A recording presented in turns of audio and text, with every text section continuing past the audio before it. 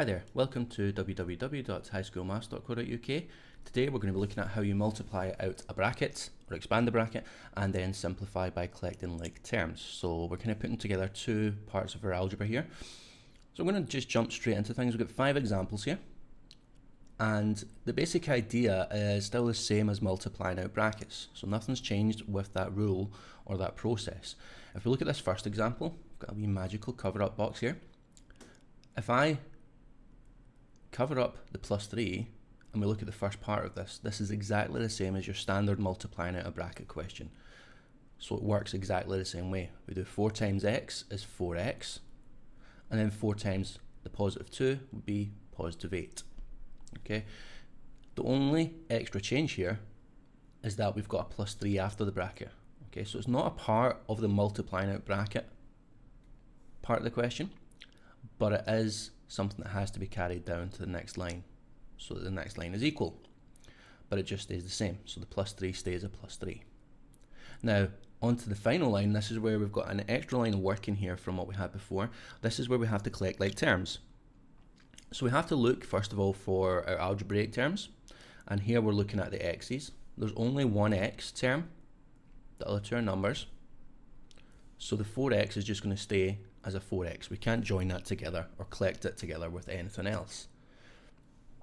For the number terms, we can see that we've got a plus 8 and a plus 3. Now if we combine those two or collect them together, that gives us a plus or positive 11.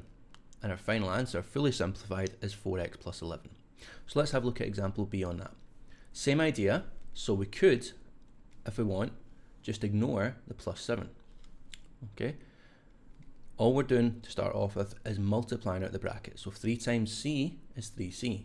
3 times the positive 5 is positive 15. And then we carry the plus 7 to the line underneath. We then collect like terms. And again, very similar to what we had before, 3c is the only algebraic term, so that's going to stay the same.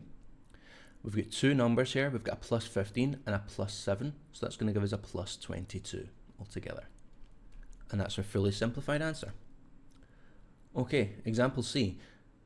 Again, same thing here, we're just introducing a negative. So it's 2 times c and 2 times negative 2. So 2 times c is 2c, 2 times negative 2, negative 4, and carry the plus 8 down.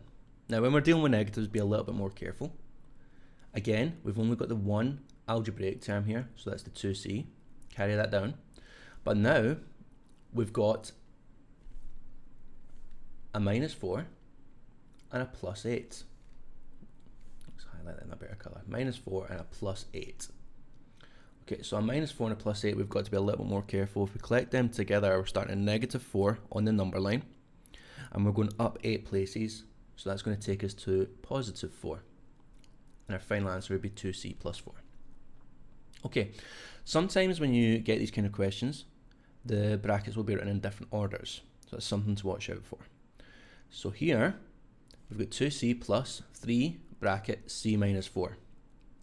Okay, what we'd done before was kind of ignored the thing that wasn't part of the bracket. So we're going to leave this just now, and we're just going to focus on the fact that we're multiplying the bracket by a positive 3. That sign's quite important because it can be a negative and that makes a big difference. Okay, so if we're ignoring this part here, we're going to carry that down and do nothing with it, just like we did before. So the 2c is going to stay at the beginning, and then we're going to multiply out the bracket. So we're going to multiply the bracket by the positive 3. So 3 times c would be positive 3c, and 3 times negative 4, so plus 3 times a positive 3 times a negative 4, that would give you a negative 12. Okay, a little bit more complicated there, but you're still doing the same rules. You're just multiplying out a bracket, only this time the 2c was at the beginning rather than having the extra term at the end. Now here, if we highlight the key points, we've got a 2c and a 3c, so we've got two algebraic terms this time. We've got to collect them together. So the 2c and the 3c would make 5c. And then we've only got one number term left over, that's the minus 12, so we carry that down to give us 5c minus 12. Okay. Next thing, final example we're going to look at, then we're going to have a little look at some unique points with this. So we're going to multiply the bracket again. So 5 times 2y is 10y. 5 times negative 2, negative 10. And carry the negative 6y down. Okay, so again, collecting like terms, we want to focus on the algebraic ones first, so that's the y's here. We've got a 10y and a minus 6y. Put them together, collect them together, that's going to give you a 4y, and then we've got the minus 10 left over. Now, there's a few key points here that are a little bit more advanced, but we'll talk about them a little bit here just now. So, if we have something, for example, like 2 plus, let's say, bracket 3 plus, 3x plus, let's go for 3x plus 1. So let's say we have something like 2 plus bracket 3x plus 1.